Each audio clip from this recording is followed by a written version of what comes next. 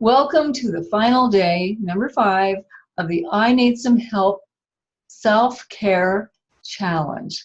And I do need some self-care. I know you do too, because I've spoken to many of you, and I'm so happy that you've been with us. This has been really a great week. It's been a challenge for me in other ways than it has for you. Mine is technical. And today is really probably, I was going to begin with this, but I thought maybe you would think this was not going to be something you needed to pay attention to. So day 1, we worked on our gratitude scavenger hunt, our appreciation scavenger hunt, both things, gratitude and appreciation. So I'm hoping that you've kind of kept this up daily and taken notice of things that make you smile, things that warm your heart, comments and people who really add to your life, the beauty around you, everything that can be joyful and beautiful in your life. If you start gaining an appreciation for these things daily, the things that are difficult, and they'll be there, can be seen in a different way. And I'm just figuring in this week I have learned probably about a full semester of how to edit videos. And you'll be the judge later if I'm going to graduate the class. So when things are hard, you have to look another way at them. The second day, we did our sacred 15 minutes, which is really important. If you want to do more in your day and to be more helpful and joyful and communicate with people, you must take 15 minutes for yourself. And this is 15 minutes I hope you take twice a day as just a relaxation or an invigoration, something to keep your mind from the things that are troubling you or on your plate to do. If you'll do that, tests have shown that people are more productive by taking those breaks. So that's another thing. I have tried to make this challenge something that fits in your day so you don't have to do anything more. So day 3, we talked about exercise fitness on the go. And this is something that's great as well. And the third and last, yesterday we talked about your relationship with eating and with food. And the intent was not to tell you what to do, what to eat. I did give a really, I gave a good website that you can work with for any reason on your fitness and your food. And of course, right now, I can't remember the name of it. MyFitnessPal.com. MyFitnessPal.com does not try to sell you any products. It will arrange your schedule and your life and your food for your needs and your exercise as well. So one of my husband's employers has just lost 40 pounds. I think she said 45 pounds, and doing this program. And it's taken her time, but I mean less than a year. And she has 30 to go, and she's very excited about it and tells everyone, of course. So it's a generic program that's meant to help you. MyFitnessPal.com. So today we're talking about probably the most important thing for your wellness, and that is sleep. So have you got sleep? When I was running my own business and needing to, I owned a salon, and I am an esthetician, and I did that for 35 years, and some of it I did along with teaching school at the same time. Was not my intention, it just happened that way. But in those years, I really got to know women and their needs. In that business, in that particular end of the business, you spend a quiet hour or hour and a half, or even 2 sometimes, with your client. So after thousands of clients, I've counseled them for so many years, and finally decided I'm going to just stop the work and do the challenges and help them, and I'm trying to help you as well. That's my intent in this particular week. So don't feel bad and wrong if you didn't do it. Don't feel bad if you didn't watch it or even know what the challenges were. You will have in your email the 5 challenges, And I'm hoping you will have the 5 videos. I have sent 1 and 2, and they are also on Facebook. The site is called K's Healthcare, I think it's K's Healthcare Challenge. And yeah, I think that's the name of the group. And so I think I'll probably keep running that group. It's going to be valuable for people throughout. But if you decide that, shoot, I wish I'd have done that, I'd been more productive, I'd be happier, I'd be rested, then perhaps you can go back to Facebook, or after this is over, I will be sending you a follow-up email with each day's challenge and each day's video. Now, the way I'd recommend that you use this is to either do the same thing we did this week, 1 a day, or you could take 1 a week and work on each one. There are 5. So you can do 1 a week and just rotate that. If you'll do that, you will find that you have great changes in your life and you feel much better and have a lot more productivity and a feeling of better connection with others, family members and work cohorts, friends, children, if you have children. And so this is my desire for you, that you will have joy and happiness through taking care of yourself. And I think all of you know the story of the airline steward or stewardess who is standing up in front, attendant, I guess is what they're called now, they've changed over the years, and they tell you to put your oxygen mask on first before you put them on your children, because if you are not breathing, they won't have any chances. So it's the same way with self-care. You take care of yourself first, and then you're available to be with and take care of and enjoy the other people and the other things that come into your life. All right, on to sleep. I have a few facts for you. I'm not going to make you feel bad about it. I know we have awkward sleep patterns in this country. People work a lot more. In fact, there's a lot more activity from employees in this country than in European countries, for example. I was teaching in Switzerland, and when I was there, I was with a friend, and she had a group that I was training. And she said sometimes it's hard for her to find employees because people are more concerned about the benefits, how much they have to work. They don't care as much about it as they do about what's in it for them. And so that's really, that's healthy for them. But I've been trying to figure out why I brought this up. Anyway, the point is that we work hard in this country, and people who work in businesses that have all the benefits are tied to, sometimes they don't have an hourly rate. They are just told they have to be here even if it's through the weekend. I talked to one today who was all the way through New Year's weekend and worked 46 hours over those days. That is an incredible pressure that our businesses are putting upon us. Also, those of you who are entrepreneurs and working from home, you never stop working.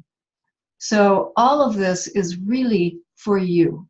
This is really what you need to take a look at. I pushed like that for so many years, and I'm still aggressive, and I expect a lot of myself. But finally, oh gosh, it's been about 18 years ago, I finally crashed with chronic fatigue for 2 years. I had to let go of my business and stay home, and was only really active for about 3 hours a day. The first year I went to the salon and took care of the grunt work, not the fun part, the clients. I had to let everything go, and then the second year it was so critical that I had to let go of the shop. So, and I did follow directions of my doctor. So you don't have to put yourself in that place. It's so easy to do in today's world. And you can have wonderful relationships with your families, your parents, your children, your spouse, your partner. So sleep is really part of that. It has been found that people need to sleep. Our bodies need sleep 7 to 9 hours. And that's, of course, you fit in there somewhere. Under 7 is too little, and over 9 is too much. Now, I was always under 7. I was very good at thinking how many I got and that I at least got 6. And sometimes, in fact, this week I've had a couple nights with only 3. So I'm right in there with you, needing to work on this. But that is factual information about good health. And a lot of things is going on. I just dropped my glasses. A lot of things is going on while you're sleeping. Your body is actually fasting. You know, you don't eat. I hope you don't get up and eat unless you're a sleepwalker and hit the fridge. But most of us don't eat during the evening, the night that we're sleeping. So if we're sleeping that long, our body is at rest from digesting. You know, that's work for the body. And it's in activity in repairing and strengthening our bodies. So we need to let it have that time. And it helps our brain, it helps our emotions, it helps all of our organs to sleep. And I would point out, if you're in the category of someone who is trying to eat to lose weight, you're going to have a really tough time if you don't sleep. It's found that women over 35 can hardly lose any weight if they don't sleep 7 to 9 hours. And no matter what you eat, if you don't eat, it's really amazing. And if you don't eat all day and you eat at night, you won't lose any weight. There's a lot of things. I've worked with that for years to help people. Anyway, I'm going to look at some of the thoughts my sweet husband wrote down for me, because he did a 13-hour recent seminar that he listened to and studied on sleep. So here are some things. Oh, you probably know already. I don't know if you know. Maybe you don't. But you can't catch up. If you miss sleep, you can't catch it again and say, okay, I got 3 hours last night, so tonight I'll sleep 16. Doesn't work that way. You stay with the 7 to 9, and then your chance is gone. So you can't catch up on your sleep, and neither too little or too much is good as a general rule. There are sleep cycles that are about 90 minutes long. So when you sleep at night, some people wake up in the night. I generally wake up once at least, and you'll take a look at the time, see how long you've slept. It may be that you slept for 3 hours. That is 2 sleep cycles. What happens in that, your sleep is light, and then it goes very deep where there's a lot of healing going on, and then it lightens up again. And that's called a sleep cycle. So you want to stay within your sleep cycles. I generally recommend not turning the light on unless you have to see to get to the bathroom or whatever you're getting up for. Even when I was nursing babies, I would not turn on the light. There's a lot of little street lights coming in, and go in and not turn the light on in their room, not change them unless they had poopy pants. And then I don't want that to stay. But then they sleep better and I slept better. So you don't want to really wake up when you do arise from your bed at night. You want to just kind of doze into the bathroom, doze back, and go back to sleep. You also don't want to use your snooze alarm. Snooze alarm fractures your brain. So let go of that snooze, wake up in the morning, and there is a way. Now, I like to lie there awake, knowing I'm awake, not fooling myself, because I get a lot of inspiration when I'm lying in bed just as I wake up. If that's good for you, that's great. But if you really need to get up and you want to feel real active, then a good way to get that to happen is to say 5, 4, 3, 2, 1, action. I'm not going to explain, that's a whole seminar of its own, but that is the 5, 4, 3, it's the 5, 4, 3, 2, 1 rule. So if I were you, and you just dreaded getting out of bed, you just say 5, 4, 3, 2, 1, and you've told your brain what you want, and it's up here in the front of your brain, and you do it. You'll have better focus. You can use that all through the day. But just get up, skip that snooze, even if you feel draggy. It's if you only slept for 90 minutes or 45 minutes at night, then you better stay for another 45. But generally, when you wake up, you're finished with your cycles. Hopefully, if you schedule your sleep to get at least 7 hours, you can have that happen and your alarm goes off, so you won't miss anything. You sleep better if you know you're not going to miss getting up. But when it goes off, and hopefully it's gentle, just 5, 4, 3, 2, 1, spring out. All right, let's see what else he's put in here for us. I know these things, but it was nice of him to write them down. Oh, yeah, if you or your spouse is one who falls asleep on the couch at night and then gets up and goes to bed, those first few hours don't help you a lot. You're not in a deep sleep. So it's better to turn off the TV or put away the book or stop the project and just go to bed. So a little snooze or even a 3-hour snooze before you get up and go to bed is not going to be as beneficial as being in bed. Let's see. And your brain, and I've always been this way and I've known it, but some people don't, and some people think they're night people, but your brain is really the most active and ready to go right after you wake up. I suppose if you were a night worker, you could sleep during the day, your 7 to 9 hours, and then it would be that way for you. But right after you wake up is when you're the most alert, most productive. So really want to plan to use that time.